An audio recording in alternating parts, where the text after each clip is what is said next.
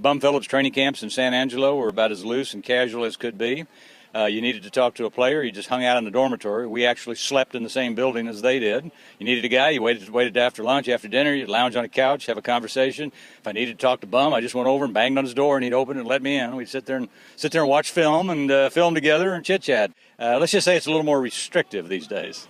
Bum started camp in late June, and tell me a little bit about why he did that. Well, Bum loved horses, and of course spent the last part of his life as a horseman, as a real cowboy. He showed horses, and he rode horses, trained horses, but he had a lot of horses back in the 70s, and San Angelo is pretty good horse country, so he would just load up the animals and get out there, in his trailer, and he'd try to get out there in mid-June, set up camp, and in his downtime, he went out and played with his horses. So, what's one of the crazier stories over the years that you can remember? Because there was always craziness going on with Glanville, and of course, Bum, it was less crazy but more fun, I guess. Well, my two favorites, of course, unfortunately involve firearms.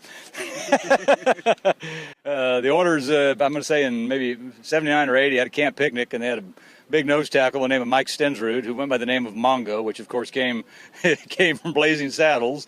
And he had a bit of Mongo in him, and one night he maybe perhaps had one too many Lone Stars, and all of a sudden Mongo is firing wildly in all directions.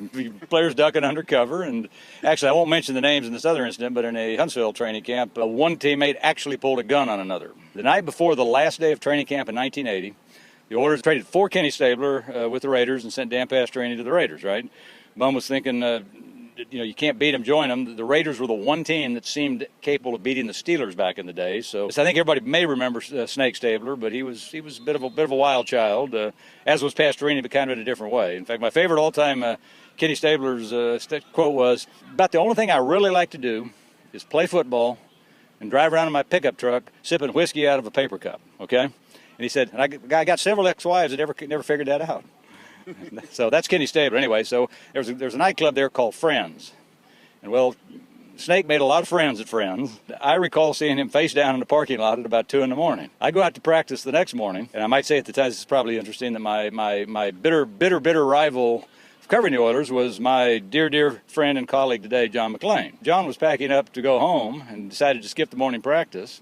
Went out to practice and noticed that there was no Snake Stabler on the field anywhere. So afterwards, I sidled up to Bum. I was the only reporter. Now, think about this. I was the only reporter at that practice. There was no electronic media. John was back in his room. It was just me. And I said, "Bum, what's up with Snake?" "He's sick. He's a little under the weather." I said, "Is this the kind of sick that's probably going to cost him a fine?" And Bum said, "Yep." So, yeah, it's changed. It's a different world.